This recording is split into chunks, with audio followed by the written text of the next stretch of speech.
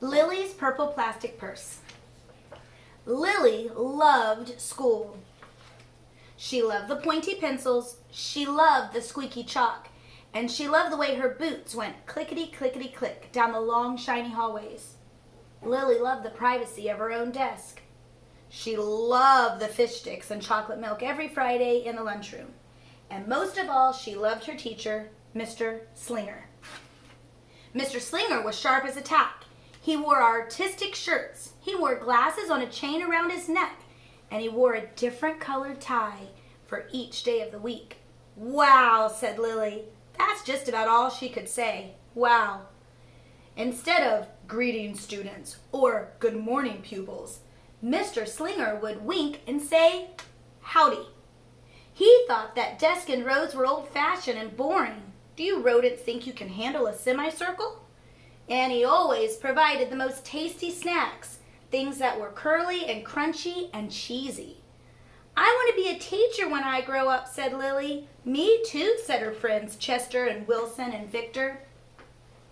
At home, Lily pretended to be Mr. Slinger. "I am the teacher," she told her baby brother Julius. "Listen up." Lily even wanted her own set of deluxe picture encyclopedias. "What's with Lily?" asked her mother. "Well, I thought she wanted to be a surgeon or an ambulance driver or a diva," said her father. "It must be her new teacher, Mr. Slinger," said her mother. "Wow," said her father. That's just about all he could say. Wow. Whenever the students had free time, they were permitted to go to the light bulb lab in the back of the classroom. They expressed their ideas creatively through drawing and writing. Lily went often. She had lots of ideas. She drew pictures of Mr. Slinger, and she wrote stories about him too. During sharing time, Lily showed her creations to the entire class. "Wow," said Mr. Slinger. That was just about all he could say. Wow.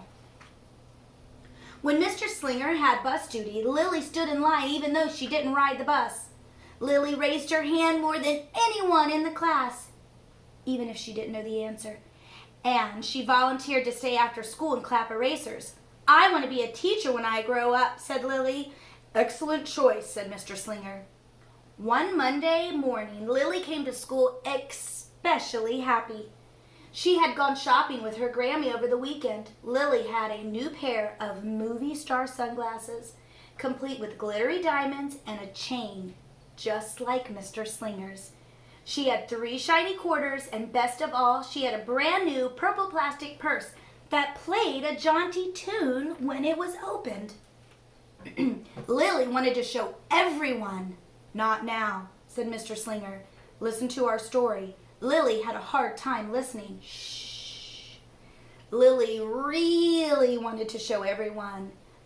"Not now," said Mr. Slinger. "Let's be considerate of our classmates." Lily had a hard time being considerate. Lily really wanted to show everyone. "Not now," said Mr. Slinger. "Wait until recess or sharing time." But Lily could not wait. The glasses were so glittery, the quarters were so shiny, and the purse played such nice music, not to mention how excellent it was for storing school supplies. "Look," Lily whispered fiercely. "Look, everyone, look what I got." Everyone looked, including Mr. Slinger. He was not amused. "I'll just keep your things at my desk until the end of the day," said Mr. Slinger. "They'll be safe there, and then you can take them home." Lily's stomach lurched. She felt like crying. Her glasses were gone. Her quarters were gone. Her purple plastic purse was gone. Lily longed for her purse all morning. She was even too sad to eat the snack Mr. Slinger served before recess. That afternoon, Lily went to the light bulb lab. She was still very sad. She thought and she thought and she thought, and she became angry. She thought and she thought and she thought some more, and then she became furious. She thought and she thought and she thought a bit longer, and then she drew a picture of Mr. Slinger. "Big, fat, mean Mr. Stealing Teacher, wanted by the FBI. P.S. I do not want to be a teacher when I grow up." Right before the last bell rang, Lily sneaked the drawing into Mr. Slinger's book bag. When all the students were buttoned and zipped and snapped and tied and ready to go home, Mr. Slinger strolled over to Lily and gave her her purple plastic purse back. "It's a beautiful purse," said Mr. Slinger. "Your quarters are nice and jingly, and those glasses are absolutely fabulous. You may bring them back to school as long as you don't disturb the rest of the class." "I do not want to be a teacher when I grow up," Lily said, and she marched out of the classroom.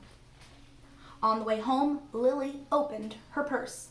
Her glasses and quarters were inside, and so was a note from Mr. Slinger. It said, "Today was a difficult day. Today was a difficult day. Tomorrow will be better." There was a small bag of tasty snacks at the bottom of the purse. Lily's stomach lurched. She felt like crying. She felt simply awful. Lily ran all the way home and told her mother and father everything. Instead of watching her favorite cartoons, Lily decided to sit in the uncooperative chair. "I'll stay here a million years for Mr. Slinger. Why does everything always happen to me?" That night, Lily drew a picture of Mr. Slinger and wrote a story about him too. Lily was really sorry, so everyone forgave her, even her parents, even her stinky baby brother, even her especially incredible teacher.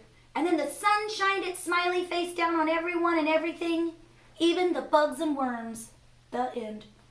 Listen up, I forgive everyone. Could be principal. I'm really, really, really, really, really, really sorry.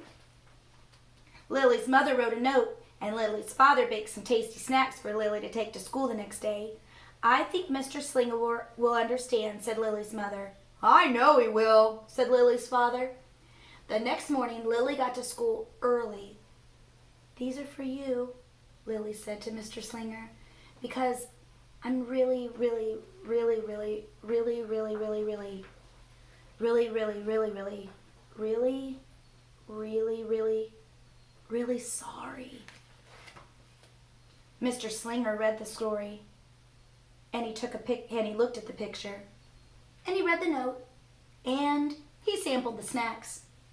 "Wow," said Mr. Slinger. "That's just about all he could say. Wow." "What do you think we should do with this?" asked Mr. Slinger. "Could we just throw it away?" asked Lily. "Excellent idea," said Mr. Slinger. During sharing time, Lily demonstrated the many uses and unique qualities of her purple plastic purse and shiny quarters, and her glittery movie star sunglasses.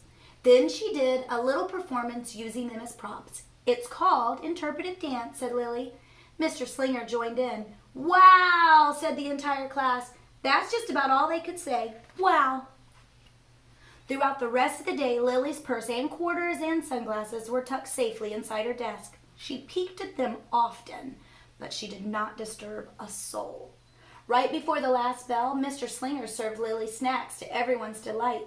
"What do you want to be when you grow up?" asked Mr. Slinger. "A teacher!" everyone responded. Lily's response was the loudest. "Excellent choice," said Mr. Slinger. As the pupils filed out of the classroom, Lily held her purple plastic purse close to her heart. Mr. Slinger was right. It had been a better day.